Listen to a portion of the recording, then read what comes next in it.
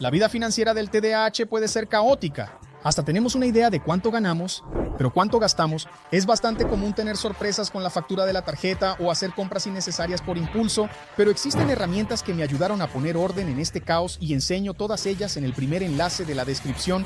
Why is it that doing some things that should be easy is so hard for us? Actually, it seems to be so difficult.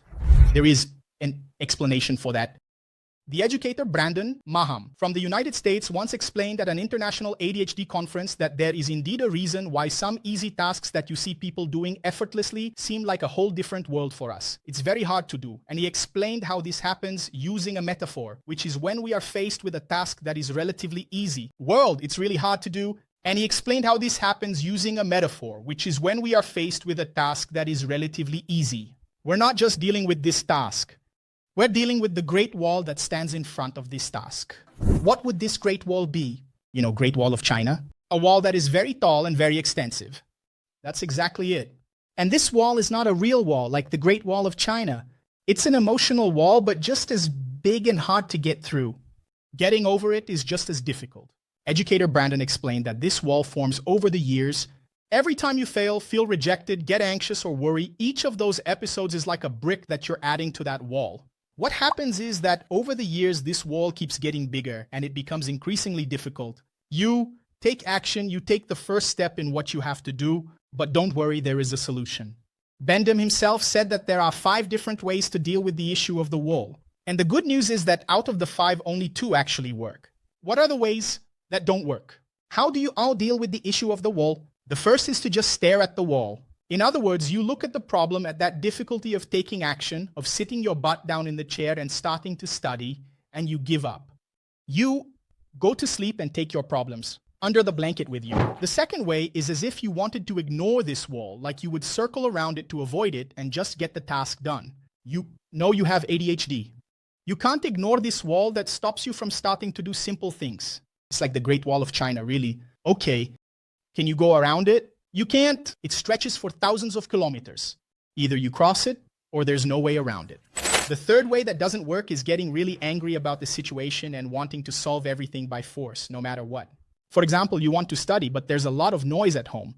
So you tell everyone to shut up and go to your room trying to study by any means, like out of sheer frustration, or even if other people aren't the problem. In quotes, you just get really mad at yourself and ask, man, why can't I just sit my butt down in the chair and study? Is there something wrong with me? It's not possible. If you yell at others, you're hurting the relationship. If you keep beating yourself up, you're also hurting your self-esteem. You may start to believe you are inadequate. And if you keep beating yourself up all the time, martyring yourself, you're also hurting your self-esteem. You're going to start internalizing it, believing that there's something wrong with you and that you can't do things like others can. Then you say, okay, Yuri, what do I do to really deal with this wall and get done what I need to do? The first step is to climb the wall. That seems pretty obvious, but it's not that obvious. I'm going to explain. In a few words, it means that you'll be doing the task more slowly at your own pace and in a way that works for you so you won't abandon the task. What happens is that emotionally, when we're faced with this imaginary wall, we're actually calculating the time it takes for us to sit down and do the task. The time it will take me to open the first page. What happens if I put off the task I should be doing until tomorrow? Today, because tomorrow is one less day for me to do that work with quality. Let's say all of this is a dialogue with ourselves. It's like an emotional job that we need to do. So, at that moment when you think about giving up on the task, you have to tell yourself like this, I can do this, I just have to start. In other words, that little procrastination you do before starting the task, as long as you actually go and do the task and don't just go to bed with it. In other words, you go to bed without resolving anything. You can see it as a kind of warm-up before the task, and then you stop facing it, wanting to martyr yourself, and start to understand that that little procrastination, even if it's just a little delay, wanting to do the task in the direction of the task is part of the process.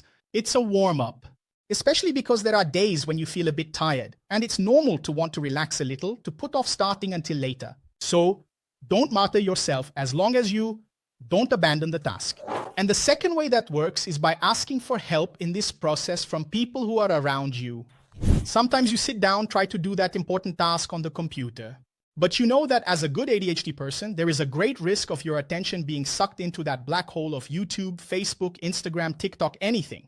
And then you don't even notice when you stopped climbing the wall, which means doing it more slowly, when you're actually already procrastinating. At that moment, team up with someone who lives nearby to keep reminding you every hour or so. Or if someone is passing by and sees you fishing around on your phone, that person will call your attention like, hey, get back to the task. Man, anything that makes you stop procrastinating so you can keep climbing your wall. In other words, you will keep up the pace there. And the most important thing, which I think is the golden tip here, don't see your breaks as procrastination. Procrastinating is a verb, like it's static. It's like you've stopped frozen in front of the situation. No. Whenever you notice that you're about to procrastinate, you think like this, all right, I'm climbing that giant wall of mine, so now I'm going to close this YouTube I opened here. That has nothing to do with my task, and I'm going to write one more paragraph of that work. It has to be a frank conversation with yourself. It has to be something really intentional. This conversation, this chat with yourself, climbing is an action verb. Procrastinating is a static verb. See how your perspective on the whole thing has already changed a bit. Climbing can even be slower than walking. All right?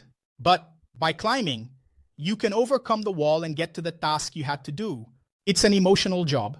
Doing it the right way, you'll get there. And if you want to know more, understand various tools to help you, an adult with ADHD, succeed in your daily life, don't miss out on joining the ADHD in Action Club. The link is up here in the card, or here in the description as well.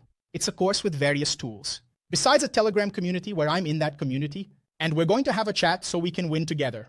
All right, so I'll see you in the next video. Thanks, see you. Bye-bye.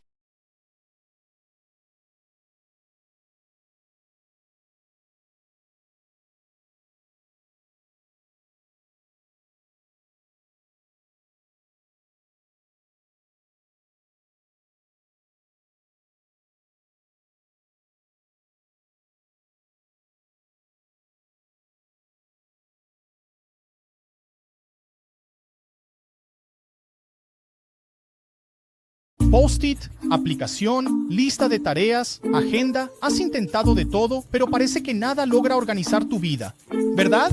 Es porque poco importa la herramienta si no te conoces a ti mismo o no sabes cómo aplicarla de una manera que funcione para ti.